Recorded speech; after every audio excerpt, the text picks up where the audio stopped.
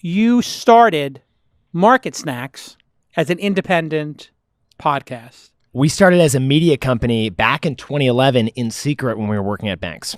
November 2011. But we started our friendship 4.5 years prior. That's true. Freshman year I didn't ask roommates. you anything about this bromance. 'Cause it's clearly you guys. Straight to the cat's out of Wikipedia. the You guys bag. roommates as well? Pretty much. Were you yeah. roommates at some point? We were. Total serendipity. Freshman year roommates. Walked into the room. Jack had the same protein shake as me and the same Daily Show DVDs. No, I had season 3 of Seinfeld. You had season 4. That's true. And we were watching The Daily Show on Hulu, which had just launched. That was like a cool new thing. Little do we know there was going to be a Roku, a Hulu, a Tibu, a Fubo, a Voodoo. Where'd you guys go? Columbia? Middlebury College. Met at Middlebury College. Where's that? Freshman year. Vermont. Beautiful state. Come on. Jason, Jason, I thought we they went have over colleges in Vermont?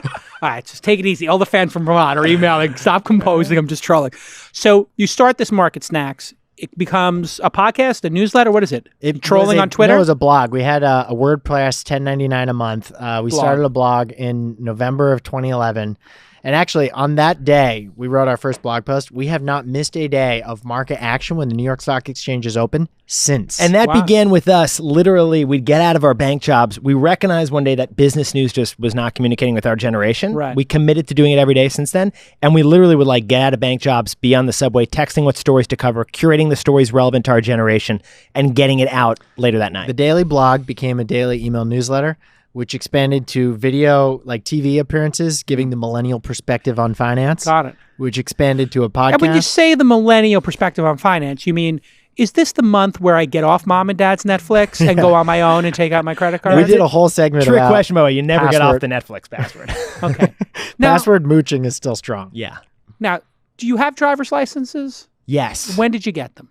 16. Actually, in Vermont, you get a learner's permit when you're 15. In New York, I was one of the very few who got a driver's license. Got it. Yes. Okay. Now, When Nick drove up to Middlebury College to meet me yeah. as his freshman year roommate, This was it's scary. the first time he had ever made a gradual turn with the wheel. I don't Because know. in Manhattan, it's 90-degree angles. yeah, That's it. you haven't just was really. like- He's like, Squares the entire time. It's a grid.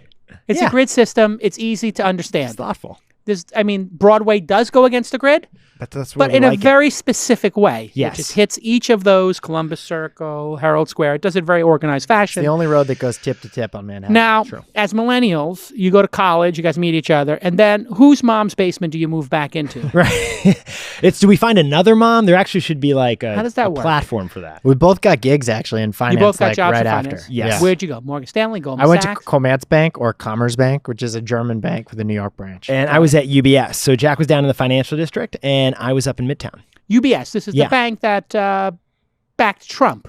That was Deutsche. Bank. Oh, that's Deutsche. Right, right. but- UBS is a legit bank. Yeah, it's Swiss. Yeah. It's Swiss. They're Yeah. not like criminals. No, well, yeah. They're not laundering. doing- They're not Swiss. laundering money. Yeah, no one, they can't talk about it. Can't talk about Yeah. it. But Deutsche Bank, Different story. different story. They might be very into Russian money Mm-hmm. and turning it from rubles into U.S. dollars. What's a great way to do that? Real estate. Yeah. It's a great city to buy real estate in. New York. New York. Yeah. And Yeah. Florida. Yep. Oh, wait. Interesting. I So think wait, Deutsche Bank actually owns a couple casinos. they do, because in fact. they lent to casinos, not just Trump's casinos, but other casinos, which went bankrupt, and they repossessed casinos and are running casinos. Really? Interesting. Okay. Now, at some point, Robinhood. Oh, my Robinhood. Yum, yum. Full disclosure, I'm an investor in Robinhood from the early days. It's done okay from what I understand. I don't get very many updates from Vlad. But from what I understand, I read in the trades, they're doing okay. How does Vlad update investors, actually? He doesn't. You know? He doesn't. If you had a preferred way, we can deliver a message. Yeah, just an email every year. Okay. Just how many paid members we have or something. I don't really ask them. You know, when you're an investor, an angel investor, when you don't get updates, it means one of two things. The company's going to go public and you're going to make a ton of money, or the company's about to go out of business and they're going to be asking you for a bridge any minute. Yeah. It's one of those two. Yeah. So you just take the good with the bad. If you don't hear from them, you just hope it's the 1 out of 20 times that this is Uber. Didn't hear from Travis for 6 months until he was like, yeah, by the way, we just closed that $20 billion. I was like, close what? He's like, money, revenue. I was like, The infrequent email seems to be the optimal well, the email. funniest moment with Uber was I had asked them, what the share price was. They told me the share price, and then I went and I calculated what I had, and I said, "Wow, that's incredible." And they said, "Oh,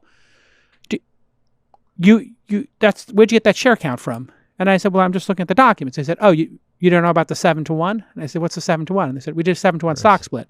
I said, "What does that mean?" It says, "Well, you have 7 times the number of shares." Wow. Whoa. And I was like, "Hold on one second." I put them on hold, and I was Angel life. Jesus. All right. So at some point, you guys are chugging along. Did you get to like multiple people? Or is this a 2-man show and then Vlad wants to buy it? What happened? This is like How literally, did this go down? well, this is a few years down the line. We were growing as a side hustle. Like there are points where Jack is on business in Germany, I'm on business in Brazil, and we're like we're making Market Snacks happen. There are times where Jack and I are like, before we go to work, we're going down to the New York Stock Exchange, having makeup put on our face, appearing on Cheddar TV, doing a hit at CBS, then going to our day jobs, and then running the newsletter in the evening. We both disclosed outside business interests to our banks. Very true. Eventually. Yes, right That's true. before we monetized. And that's when we started going with like an ad-based And how quickly media did model. they pull you into HR, and what is that conversation like? I came up voluntarily. Yeah. We actually didn't have our names on marketsnacks.com for the Clearly. first year and a half. Yeah. True. Because we were nervous. We just didn't want them to shut it down. Yeah. But then we had our first advertiser, our first revenue stream. This was back in like early 2013, I think. Yeah. And then we're like, this is clearly a business. Oh, and we opened an LLC at that point. Yeah. And that's when I went to Henning von Gersdorf, Great guy. my German boss. Yeah. And I would like, I'm sure he's got a great sense I of humor. pitched it with my buddies. I pitched it with my buddies how I was Check going to out tell him. this. So I convinced him that Market Snacks, we're covering financial news every day. I will be able to talk to my clients about the financial markets. I'll be a better writer. I'll be a better worker. There we go. That's why you should approve this. And Right. he did. And did he didn't say to you like, well, you built this while we were here, and so we own it, yes? What percentage do we own? No, Nick and I Of were the smart Mind enough Snacks. to use our personal email addresses. for Yes, those and early texting. Market Snacks newsletters. This was actually a key. Did you update the blog from our laptop? Better Nicholas? purpose. This is something we learned early on, which is I think really different from a couple decades ago, which is companies are really much more open to the idea of you having a side hustle. Yeah. And if you're upfront and communicate this properly, this is a You great mean the way to opposite of incubate what an you idea. guys? The opposite of what you Yeah, did. yeah, yeah. Yeah, ask for forgiveness, not permission. Yeah, that's Well, another option. No, out wait, there. you went to your boss as well? I actually had by chance just changed company to work for a venture firm in New York. Oh, called really? Which Endeavor. one? It's called Endeavor. It's actually a nonprofit structured like a venture firm. They have an arm out here called Catalyst, which is very cool. Okay. Chobani is an Endeavor company, right? No, it's not, but that'd be really You cool. mean the Greek yogurt, Chobani? Yeah, it's focused on emerging markets and basically reaching scale-up entrepreneurs in emerging markets. So you guys start making a little cheddar. Yes. And then what? Robinhood's like, we want to create something? Or Yeah, you so- guys got them as an advertiser? How did you meet? So we were the 2-person company. We were the hosts of the newsletter. We generated our own revenues through our own ad sales. Yeah. Eventually, we went full in on Market Snacks, and we gave it our 100% focus in the summer of 2018. Means you quit your job. Actually, we had gone to business school, both of us. We I went to basically- University of Michigan. And I was at Wharton, and we saw business school as actually an accelerator, like a way for us to take classes, put the info right back into the product, which we actually were doing, like with the marketing classes in particular. So instead of taking a typical MBA internship, Nick and I like sought financing from the Entrepreneur Center at Michigan. They gave me some money to like do my own thing. Sweet. And we put everything into Market Snacks, and we launched our podcast in May of 2018. And that took Market Snacks to a new level. Right. That Then was we- our second core product. And that was our major differentiator. we got Is in- there like a move where like you blink with your left eye to let him know you're done talking? Because the amount of time between when you stop talking and he starts is the same as the time between your words individually. It's a wavelength interpretation thing we established freshman year. Look, he visited me in Berlin just did it. when I was Yeah. studying abroad. There we go. We played, a whole bunch of drinking games in college. Wait, can I get in on this? So wait, you do it to him and then you do it to me. Okay, Go right. ahead. And No, you got to do it to him. So tell me about when you met Vlad. So we met Vlad after so actually, let me just back you up for one Yeah. second. Robinhood approached us and said, hey, you guys have a cool newsletter. We'd love to reach your audience with an ad. Perfect. So they were the Yeah. newsletter sponsor for 1 week. But they were asking questions that seemed a little beyond the realm of the business transaction. Right. It was like much more like we had taken a round of investment from a company called Rough Draft Ventures earlier that summer.